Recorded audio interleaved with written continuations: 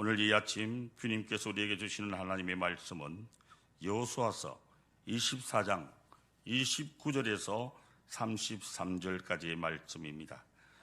구약 358페이지 여호수아서 24장 29절에서 33절의 말씀입니다. 올 한 해가 저물어 가면서 올 초부터 시작했던 여호수아서가 장장 1년 동안에 걸쳐서 오늘 이 시간에는 총 정리를 하는 시간이 되겠습니다. 그동안 여러 가지로 부족하고 미흡했지만 여기까지 달려오게 하신 하나님 아버지께 감사를 드립니다. 여호수아부터는 역사서입니다. 역사서를 통해서 하나님 말씀이 살아있음을 깨닫게 합니다. 여호수아서는 이스라엘 백성이 하나님의 말씀으로 살기 시작하는 시점이라 볼 수 있습니다. 하나님께서 약속하신 땅 가나안을 차지하러 가는 그 순간부터라고 할 수 있겠죠. 하나님과 함께 했을 때의 일들, 그리고 하나님과 상관없이 행동했을 때 일어나는 일들을 대조적으로 보여주고 있습니다. 여러분들도 잘 아시다시피 여호수아서는 총 24장으로 엮어져 있습니다. 그 중에서도 가장 대표적인 사건은 뭐니 해도 여리고성 전투와 아이성입니다. 아주 대조적인 사건이지요. 이 사건 이후 이스라엘 민족은 하지 말아야 할 실수를 저지릅니다. 기브온 족속의 접근을 하나님께 물어보지도 않고 자신들이 판단하고 결정하게 됩니다. 그 이후 이스라엘 후손들이 오랫동안 기브온 족속 때문에 마치 가시와 같은 존재로 생활해야 하는 그런 어려움을 겪기도 하지요. 또한 우리는 우리의 뜻대로 판단해서는 안 된다는 것을 교훈으로 보여주고 있는 것입니다. 성도 여러분, 그렇다면 왜 하나님께서는 왜 하필이면 이스라엘 백성에게 가나안 땅을 점령하라고 명령을 하셨을까요? 그 이유는 가나안 땅에는 하나님을 흉내낸 너무나 많은 종교가 판을 치고 있었기 때문입니다. 그 신들은 창세기 10장 9절에 나오는 니므롯의 아내 세미라미스로부터 시작이 되었습니다. 가짜 신들과 우상을 없애기를 간절히 원하셨던 하나님께서는 이스라엘 백성들에게 그 임무를 주셨던 것이지요. 하지만 여호수아서와 사사기를 읽어보면 이스라엘 백성들은 가나안 사람들에게 동화되어 살아가는 어처구니 없는 모습을 보시게 됩니다. 우리의 신앙 상태를 그대로 보여주고 있는 것이지요. 세상 속에 살아가는 우리 모두가 세상 속에 동화되어 살아가느냐, 아니면 이 세상을 우리가 이끌고 가느냐 하는 것이겠죠. 여호수아서의 1장부터 11장까지는 가나안의 정복 기사입니다. 여기까지는 매우 흥미진진하고 전쟁 스토리인지라 한마디로 아주 재미가 있습니다. 그러나 12장부터는 사실 흥미가 차츰차츰 떨어지기 시작합니다. 12장부터 21장까지는 무수한 왕들의 이름과 세세한 지역의 이름들이 많이 나열되기 때문입니다.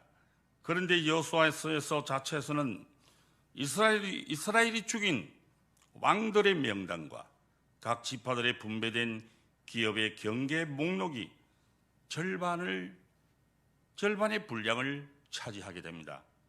하지만 12장, 21장에 걸친 매우 지루하게 여겨지는 이 목록들이 사실은 여호수아서의 핵심 중에 가장 핵심이라고 볼 수 있습니다. 땅의 정복으로부터 시작되는 여호수아서는 결국 땅의 분배로 끝을 맺습니다.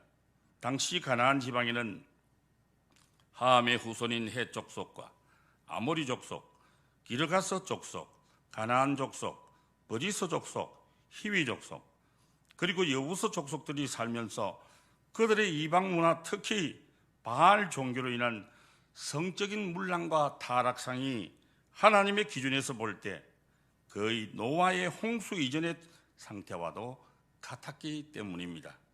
이 문제를 우리 인간적인 관점에서 보면 인간을 진멸하라고 하는 것은 어떻게 보면 잔인한 인간 청소와 같은 것일 수도 있습니다. 그러나 하나님의 관점에서 보면 죄를 범한 인간은 그 존엄성을 상실한 존재이고 그들은 오히려 짐승보다 못한 난폭하고 잔인한 존재였던 것입니다. 출애굽 세대가 믿음으로 홍해를 지난 것은 사실입니다. 그러나 그들의 믿음은 위기가 왔을 때 흔들렸습니다. 믿음이 흔들리지 않고 항상 굳건한 성도는 없습니다.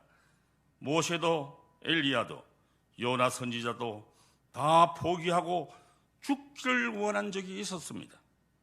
우리가 광야 백성이나 이스라엘 지도자들보다 믿음이 더 깊다고 생각하지 말아야 합니다. 하나님의 백성은 종종 불일치의 삶을 살고 어이없게 넘어지는 연약함을 보이기도 합니다.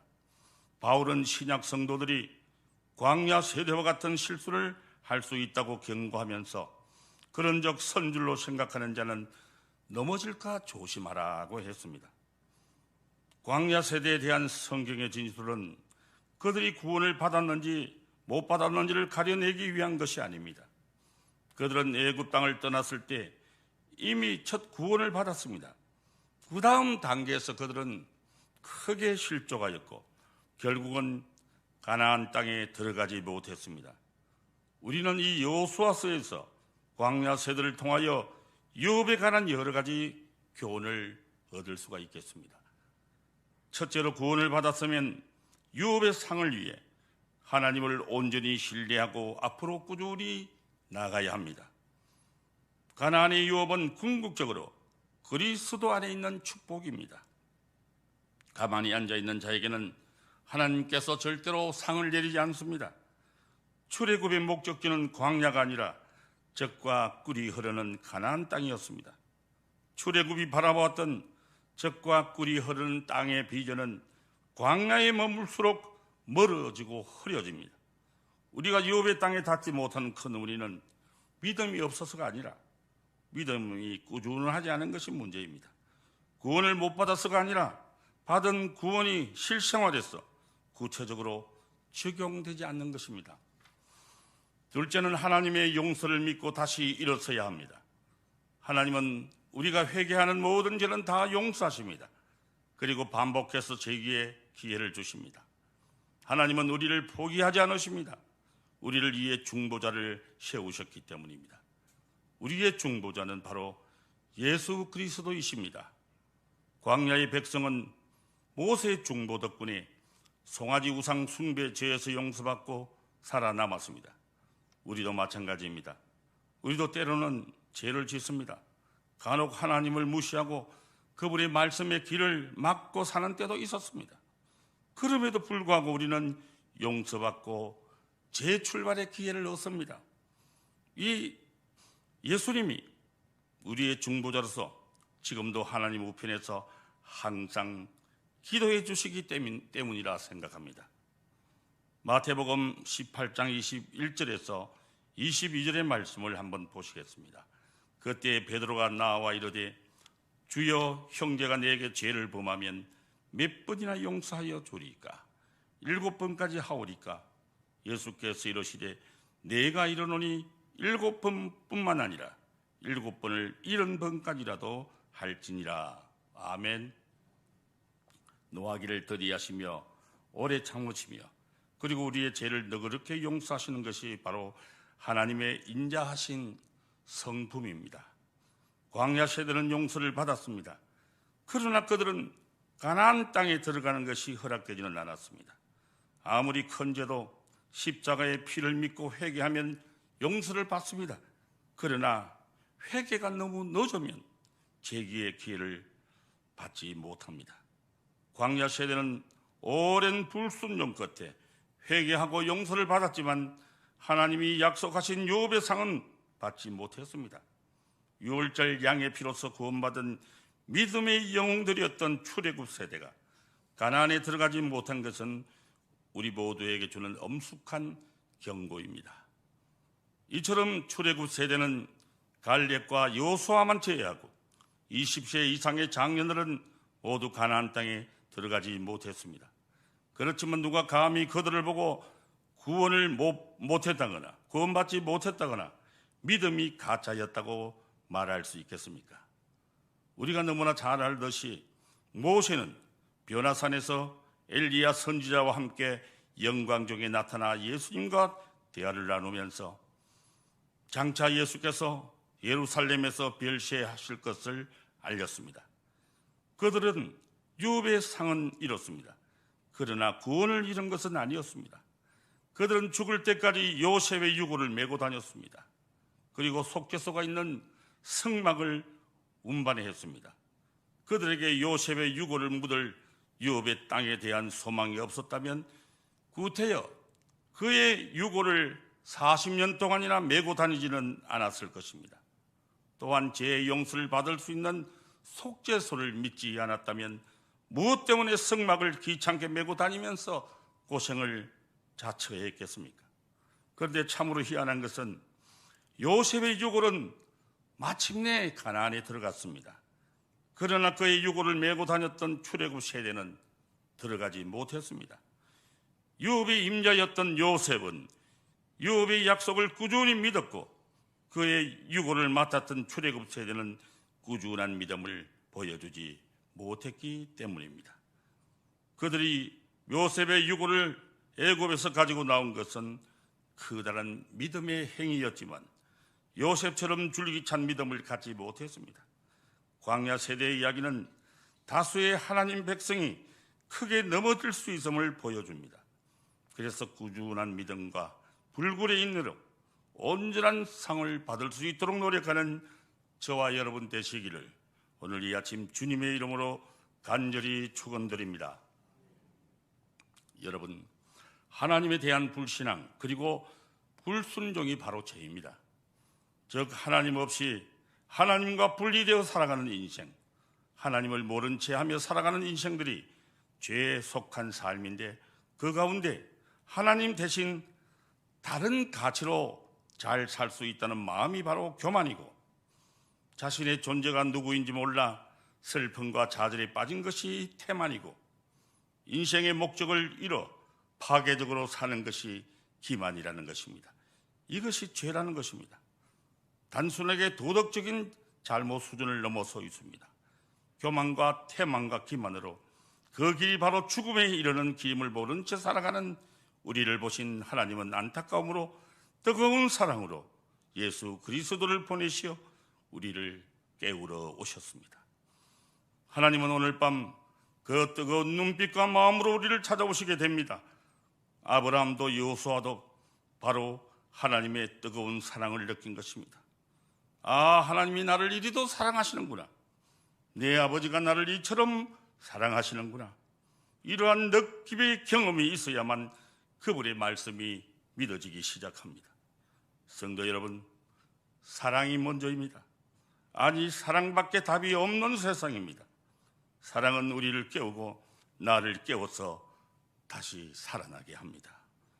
나를 이처럼 사랑하시는 그리스도 예수님, 예수 그리스도의 사랑을 느끼는 것이 바로 대림절 4주차인 바로 오늘입니다. 이런 이 새벽 시간에도 나를 찾아오신 하나님은, 우리의 형편을 누구보다도 더 잘 아시는 하나님은 변하지 않는 그 안타까움과 사랑으로 우리를 바라보고 말씀하십니다. 성도 여러분, 하나님께서는 당신을 믿고 당신의 백성이 되기를 간절히 사모하였던 가나안 여리고성의 기생 라합과 요압 여인 룻을 당신의 백성으로 삼으셨을 뿐만 아니라 다윗과 예수 그리스도의 조상이 되는 영예까지 얻게 하셨습니다. 즉 당신을 믿고 당신을 바라며 당신 앞으로 나온 자들을 실망시키지 않으시고 큰 은혜와 복을 내려주신 것입니다. 그렇습니다. 하나님께서는 당신을 믿고 바라며 당신에게로 나오는 자들을 절대 실망시키지 않으십니다. 그러므로 우리는 아무리 어려운 상황에 처할지라도 결코 좌절하거나 실망하지 말고 오직 하나님만을 바라며 하나님 앞으로 나아가야 합니다. 그러면 하나님께서는 우리를 실망시키지 않으십니다. 그러므로 우리는 아무리 어려운 상황에 처할지라도 결코 좌절하거나 실망하지 말고 오직 하나님만을 바라며 하나님 앞으로 나아가야 할 줄 믿습니다. 그러면 하나님께서는 우리를 실망시키지 않으시고 반드시 우리의 문제를 해결해 주실 뿐만 아니라 우리가 상상치도 못했던 큰 은혜와 상급을 더하여 주실 줄 믿습니다.